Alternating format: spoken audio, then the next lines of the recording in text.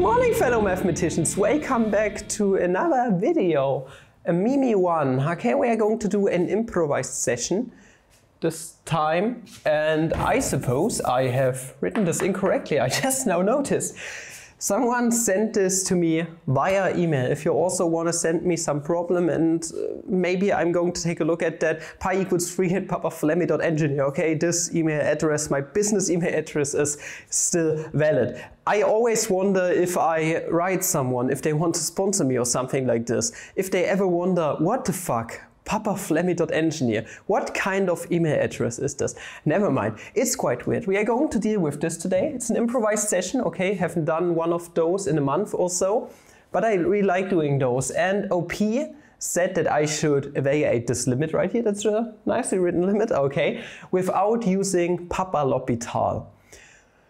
And we are going to try it out. We are going to see if this does work out. It's an improvised session, so I thought it a bit through while riding in the bus, but other than that, I do not know how to solve this and what the limit actually is going to evaluate to. We are going to try it out. Let us see. It's the limit as x approaches pi, meaning, yeah, in a normal case you would have e to the 0th power, and then 1 minus 1 is 0 over 0. It's an indefinite, no, not indeterminate situation. I'm terribly sorry. Meaning we could use L'Hôpital and it would be quite easy probably.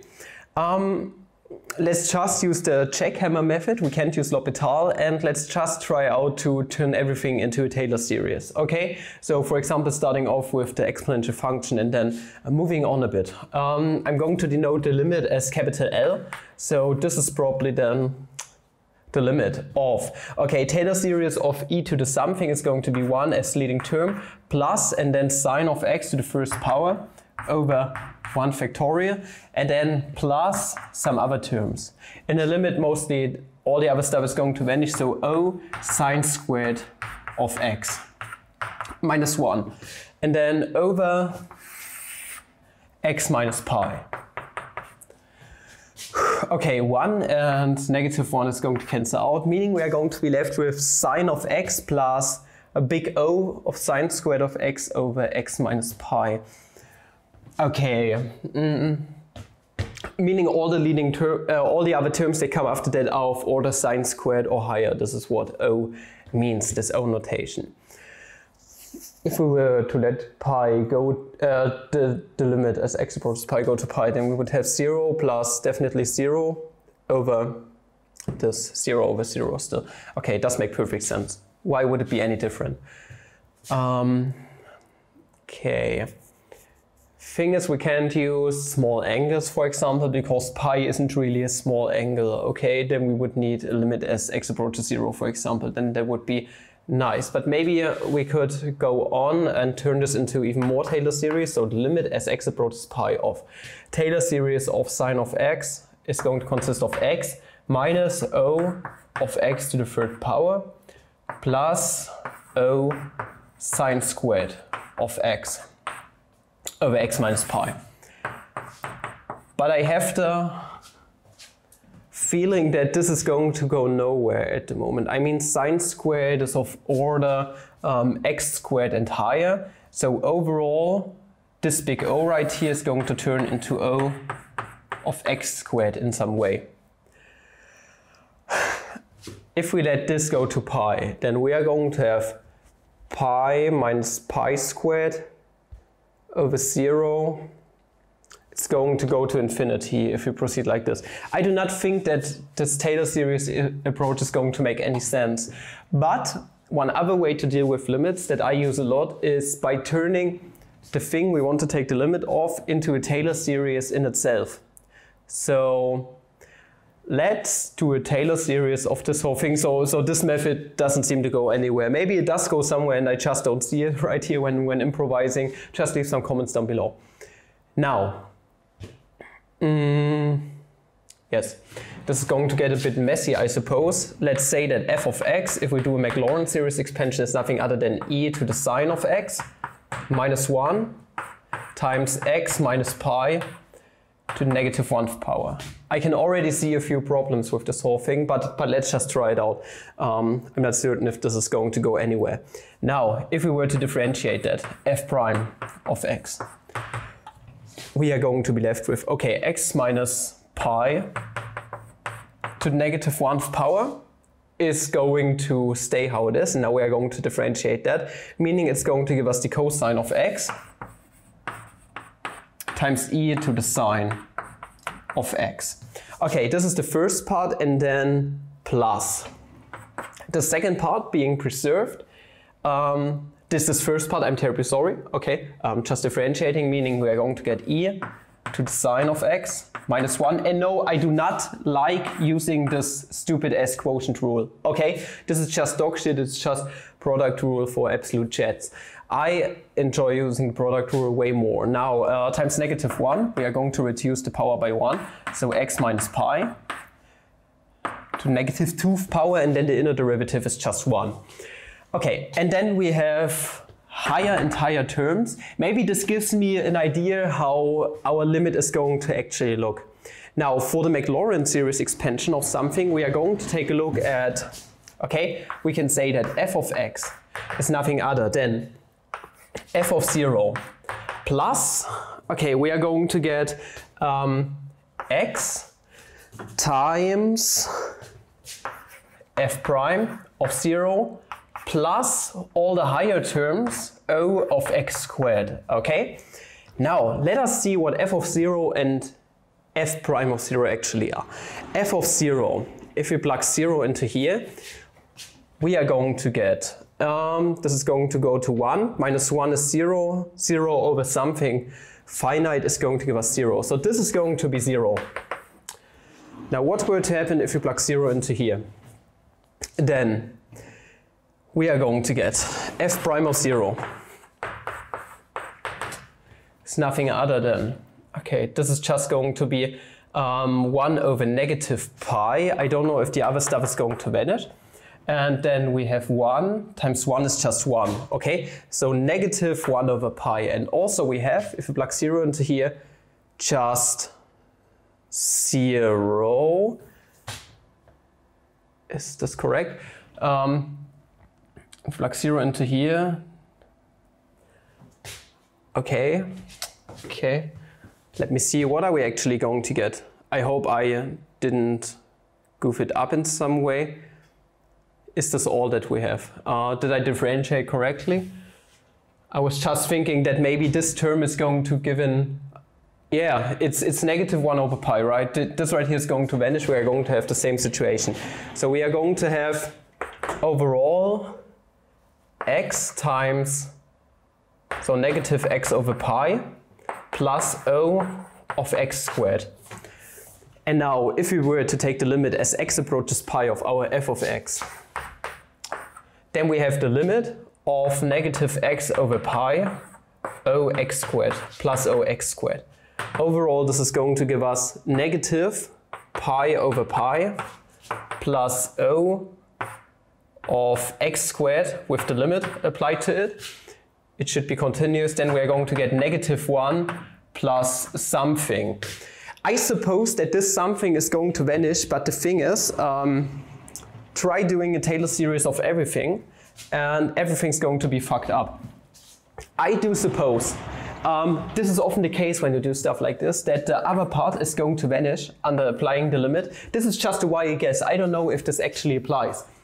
I do think that our limit is actually equal to negative 1, but I can't really put my finger on how to prove this at the moment. Let me try out something different. If you take a look at other limits I have done, I really do like changing the part where the limit is going overall. This is something you can also do by, for example, if you have n go to infinity, then you make a transformation, n goes to 1 over n, and then instead of n going to infinity, we have n going to 0. If you know what I mean. Maybe we can exploit something like this here too. I don't know if this is going to work.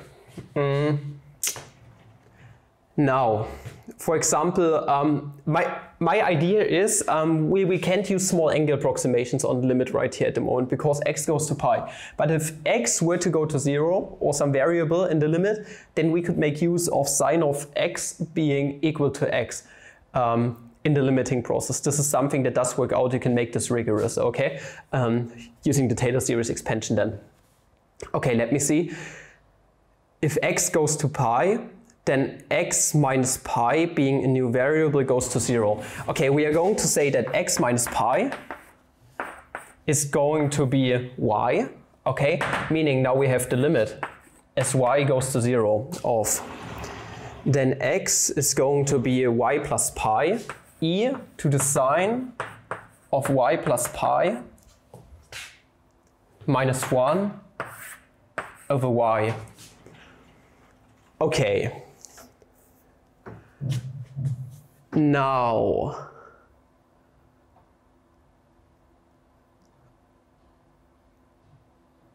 what I'm going to try is this yet again that we did before.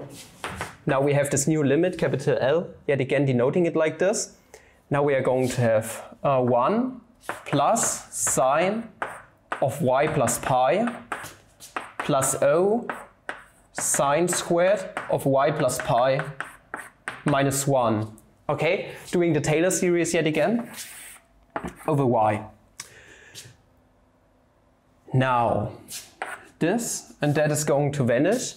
We are going to be left with the limit of sine of y plus pi plus O sine squared of y plus pi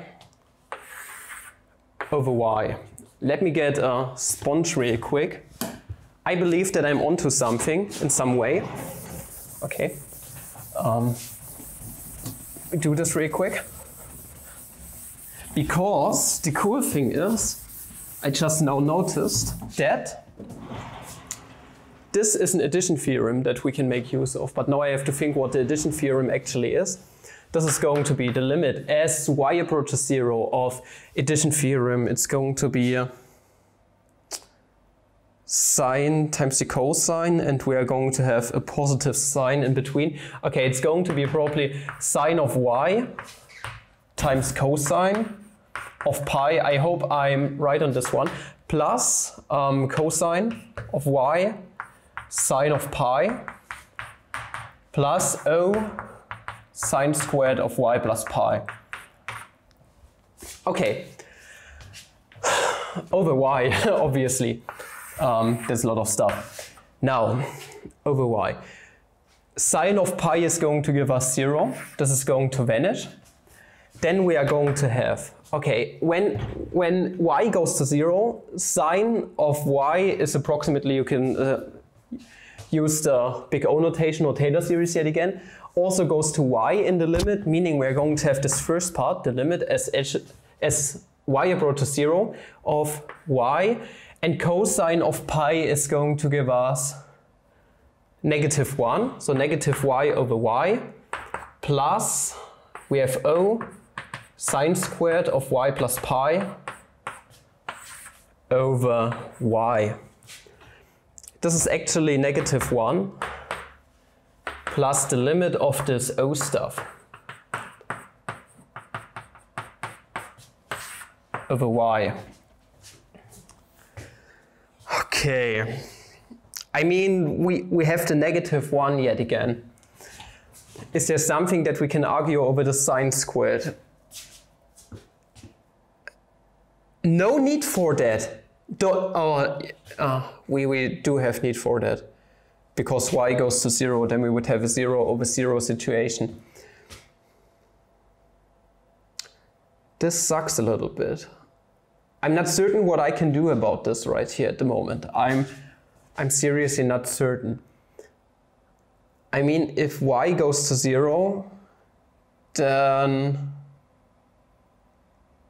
is there any way we could justify this going to 0 overall? Sine squared is 1 minus cosine squared. This also really doesn't work out. I mean, if we have, this is going to give us O of, okay, let me put a side note right here.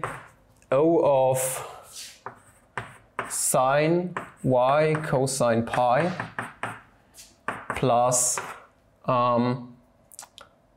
sine of pi. Okay, this is going to go to 0, but the whole thing squared.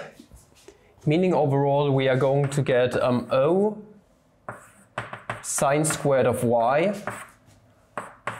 cosine squared of pi in some way, because all of this is going to vanish even on higher terms.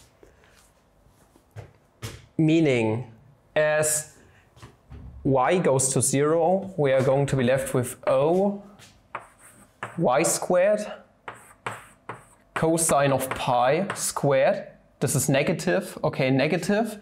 Really doesn't quite matter. This is something finite, meaning overall, if we have, this is basically O of y squared, if we do some argumentation in the limit, O of y squared actually means, it's the same argumentation with the cosine limit, for example, cosine of t over t in some way. The squared is going to cancel out, meaning overall we are going to have -1 plus the limit as y approaches 0 of basically O of y. And if we have O of y and let everything, we have all the leading terms y to the second power and so on, if all of those go to 0, then this overall goes to 0. And I suppose that we are going to end up with -1. I do hope that this is correct. I'm going to check after the video is over. So this was my initial guess of using this turning into a Maclaurin series, but it seems to be correct that this is actually -1. I do hope that this is correct, and I hope this was a bit insightful, and I hope I didn't fuck anything up with this big O notation. Okay, sometimes you have to be careful with this, but I think overall the arguing was correct. Okay, small angle approximation can be justified using big O and Taylor series stuff. This is something that does work out. And yeah, this has been an improvised session. Don't forget, Valentine's Day is around the corner. You should get yourself some Valentine's pie or e-t-shirts. If you have any design suggestions, then feel free to tell me. And this basically concludes the video. But before we end the video, I would like today's sponsor, Brilliant.org, for sponsoring this episode of the improvised session. That was a lot of fun, that was quite challenging, and I hope this limit right here is correct.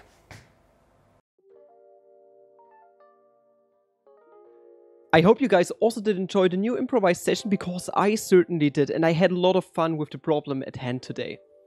I really love working on problems that I have no clue on how to solve them in the first place. When improvising, the problem pretty much unfolds on you, and it just feels really great getting the right answer. If you also find joy in playing around with limits, big O's, calculus overall, and just like to simply try out new and exciting mathematical tricks, then Brilliant could be the perfect fit for you. Brilliant is an online learning platform and app which focuses on active learning and problem solving. By working through their over 60 interactive courses in maths, computer sciences, and all sorts of scientific disciplines, Brilliant helps you achieve your STEM goals in no time at all. I really enjoyed their newly added Algorithm Fundamentals course. I really can't emphasize how much I enjoy this course. I went through it with you guys on my live stream, and it's just so much fun. And this Algorithm Fundamentals course basically covers a bunch of basic ideas, ranging from big O's over to conditionals and loops. What you do, you start off with all the simple operations used in computer programming, and then you build them up to solving problems efficiently with useful algorithms. If you want to get a first glance of their brilliant website, make sure to check out my next live stream that I plan on doing either next week or the week after that. I'm not certain about it yet, because I'm going to move with my wife into a new region here in Germany in the next few days. Once again, I'll be working together with you, my subscribers, through a bunch of their courses. Can't wait to interact with you guys again, and I hope a lot of you will join in on the fun. If this feels like something for you, make sure to check out the link at the top of the description. With it, you can get completely free access to Brilliant.org, and the first 200 people to use the link get 20% off an annual premium subscription. So try out Brilliant and support the channel this way. If you did enjoy this video, please like and subscribe and recommend channels like. If you want to see more improvised session, make sure letting me know down there in the comments. And up until the next video, I'm wishing you guys a flammable day. Ciao.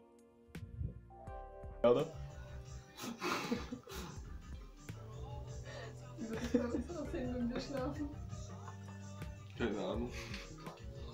Ich weiß. Der träumt aber gerade ganz schön viel da, Kiro. Take on me.